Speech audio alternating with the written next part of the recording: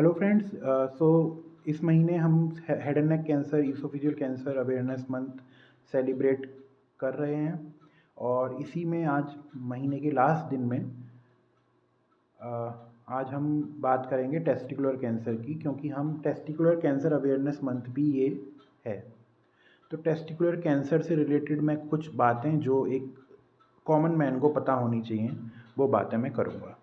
तो ये testicular cancer की most common age 30 to 40 year होती है। वो बहुत ओल्ड एज नहीं होती, यंग एज ही होती है। और इसलिए ये एज इसलिए सेंसिटिव है क्योंकि इसी वक्त हम अपनी फैमिली प्लानिंग भी करते हैं। ये एज अब आजकल फैमिली प्लानिंग के लिए बहुत कॉमन एज है, हालांकि पहले तो ये 20 से 30 के बीच में हुआ करती थी। इसलिए भी ये कैंसर बहुत इम्पोर्टेंट है। दूसरा पॉइंट, जब भी ये कैंसर की बात आती है या इस तरीके की कोई लक्षण पेशेंट में आते हैं तो वो अपने डॉक्टर से मिलने में हिचकिचाता है, एक सर्जन से मिलने में हिचकिचाता है। तो यही इस कैंसर को एडवांस स्टेज पे डायग्नोस होने का कारण होता है कि इसमें हम हिचकिचाते बहुत हैं कि हमारे अंडकोश में सूजन है, उसमें दर्द नहीं होता। तो दर्द नहीं होता तो वैसे भी कोई परेशानी नहीं होती, लेकिन यदि वही चीज़ शुरू में पता लग जाए तो उसका ट्रीटमेंट कॉम्प्लिकेशन में आसानी हो जाती है पेशेंट को, कि उसकी जो ट्रीटमेंट में कॉम्प्लिकेशंस हैं वो कम होती हैं पेशेंट को। इसमें लक्षण की बात करें तो जैसा कि मैंने बताया कि इसमें दर्द ना होने वाला एक मास हमें महसूस होता है।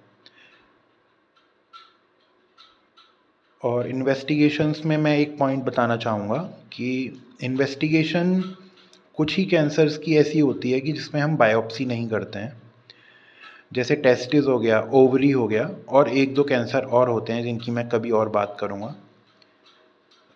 ब्रेन स्टेम ग्लायोमा, हालांकि कुछ लोगों को ये चीज़ समझ में आएगी या नहीं आएगी, मैं किसी और वीडियो में बात करूँगा उसके बारे में। तो इन्वेस्टिगेशंस में हम कभी भी बायोप्सी नहीं कराते हैं इन ट्यूमर्स में, क्योंकि यदि हम स्क्रोटम से कोई भी सुई डालेंगे तो कैंसर के फैलने के चांस होते हैं। तो इसी पॉइंट को कुछ लोग बोलते हैं कि ये हम बायोप्सी कराओगे तो कैंसर फैल जाएगा, तो वो नॉर्मल ब्रेस्ट में और हेड एंड नेक में भी बायोप्सी नहीं कराते हैं। तो ये मिथ है कि बायोप्सी से कैंसर फैलता है। आपका जो ऑन्कोलॉजिस्ट है या सर्जन है वो आपको बताता है कि कुछ कैंसर में बायोप्सी नहीं कराई जाती है क्योंकि उसमें फैलने के चांसेस होते हैं, क्योंकि उनकी एनाटॉमिकल लोकेशंस वैसी है, वो कैप्सूल में है एक। हर ट्यूमर की बायोप्सी ना होना is not the right thing, क्योंकि उसी पैथोलॉजी के आधार पे उनका ट्रीटमेंट है। तो फिर बायोप्सी नहीं होती तो फिर और क्या क्या इन्वेस्टिगेशंस हैं जिनसे ये पता लग सकता है। तो टेस्टिकुलर कैंसर में सबसे इम्पॉर्टेंट है एग्जामिनेशन।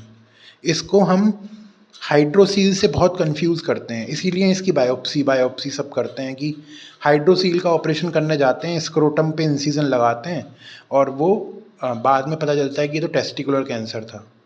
तो एक सर्जन, एक जनरल सर्जन ये गलती कभी नहीं करता है। उसको हाइड्रोसील और टेस्टिकुलर कैंसर में पहले से इन्वेस्टिगेशन से पता होता है। हालांकि क्लिनिकल एग्जामिनेशन में भी 70 से 80% पेशेंट पता लग जाते हैं कि हाँ ये हाइड्रोसील का है और ये टेस्टिकुलर कैंसर का है या कोई और पैथोलॉजी है। तो टेस्टिकुलर कैंसर में हम बायोप्सी कभी नहीं कराते, अल्ट्रासाउंड स्क्रोटम कराते हैं, ट्यूमर मार्कर्स कराते हैं जैसे अल्फा फीटोप्रोटीन हो गया या और बहुत सारे मार्कर्स हैं, और CCT pelvis, abdomen and thorax कराते हैं मेटास्टेसिस देखने के लिए कि ट्यूमर कहाँ कहाँ पे फैला हुआ है। इसके अलावा और ट्रीटमेंट में इसमें 3 मोडेलिटी होती हैं, surgery, chemotherapy and radiotherapy. Surgery में भी देखो, जब हम बायोप्सी नहीं कर रहे तो हम स्क्रोटम पे इंसिजन नहीं देते हैं, हम इंसिजन ऊपर देते हैं इंग्वाइनल रीजन में। तो high inguinal orchidectomy means inguinal region में ऊपर इंसिजन देके और पूरा उसको टेस्टिस को बाहर निकालना। ये सर्जरी हम करते हैं। फिर उसकी सर्जिकल पैथोलॉजी रिपोर्ट आती है उस स्पेसिमेन की, और उसमें हमें पता लगता है कि किस तरीके का ट्यूमर है, सेमिनोमेटस, नॉन सेमिनोमेटस, और उसके हिसाब से हम उसका इलाज शुरू करते हैं।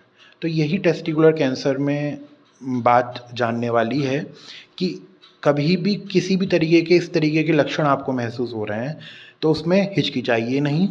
और दूसरा, कभी भी बायोप्सी मत कराइए।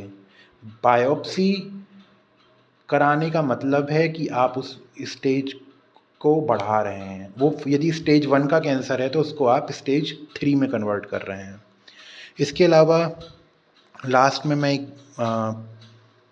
क्वेश्चन रखना चाहूँगा जो आप कमेंट बॉक्स में उसका आंसर दे सकते हैं कि एक क्रिकेटर था, मतलब है अभी, और उसको ये कैंसर डायग्नोस हुआ था। तो वो कौन सा क्रिकेटर है जिसे टेस्टिकुलर कैंसर डायग्नोस हुआ है? इंडियन क्रिकेटर है और वो अभी बिल्कुल सही है।